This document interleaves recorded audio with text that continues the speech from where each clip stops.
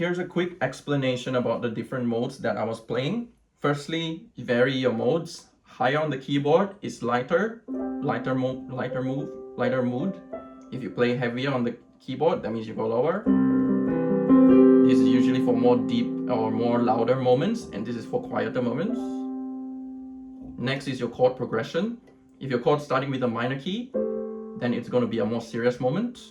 And if your chords start with a major key, it's going to be a more happier, lighter moment. So usually for announcements or lighter mood stuff, I start with the a major key. So maybe C or F. Now everything I'm explaining is the context of C, key of C, yeah? So C or F, 1 or 4. And if it's a more serious moment, I like to start it with the 6 or the A minor. Remember, you can also vary the number of chords in your chord progression. You can play 4 chords, or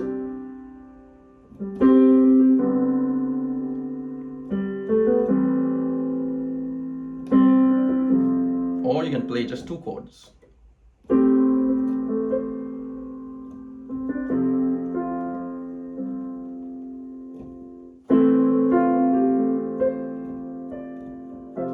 In any instance, make sure you're not rushing, make sure you're not playing too much of a groove. Just let your chords drip, it's always the best way. As long as your chords are clear, right? Not just one note. Make sure block chords to start off the bar. After that, you can do whatever you like. First hit of the bar, always in a block chord.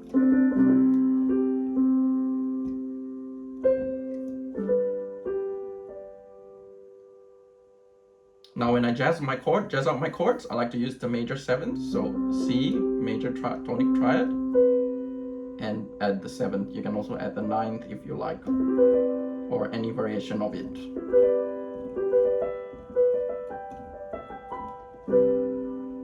Right, and then for F, same idea, add the 7th. Now for the G, you don't really add the 7th because that gives a little bit of a classic sound. So you usually just play maybe a G sus to a G, or if you want to do a F on G, it's also good. A minor, same idea, add the 7th. You can also add the 9th, as always, same rules. You can do the same for the D minor and E minor as well, 2 and 3. So even these 3 chords form a good progression as well, if you like. Nice and jazzy.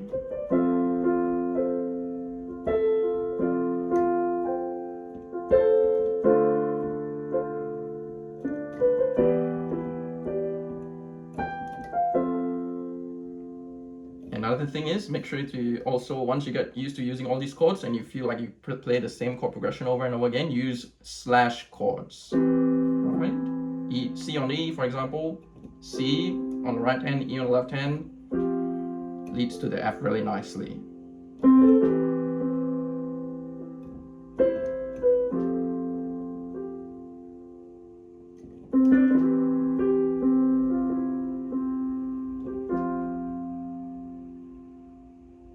Now for the next part, how do you sound worshipful?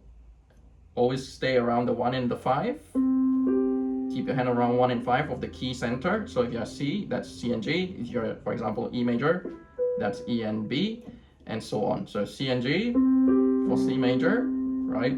Just stay around there.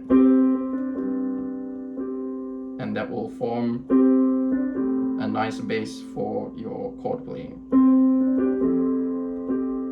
Only my bass is playing the chord movements.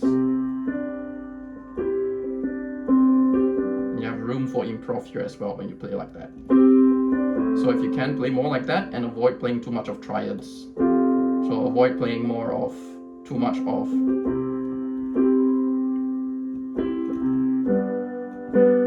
Right? Because then you have less room for improv here, and also it sounds a little bit more basic.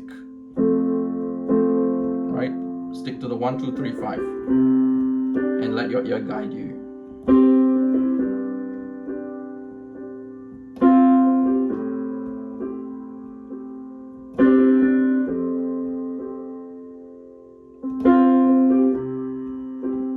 Make good use of dynamics.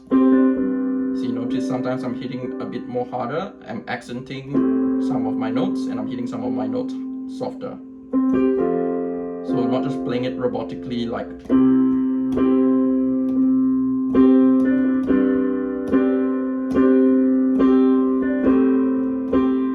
vary your dynamics.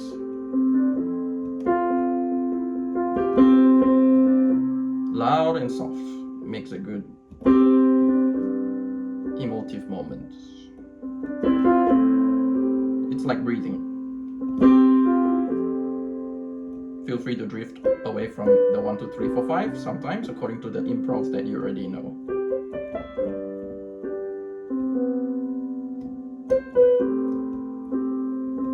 But the 1 and 5 will form a good body for all your chords. You can play 1 and 5 with every single bass note.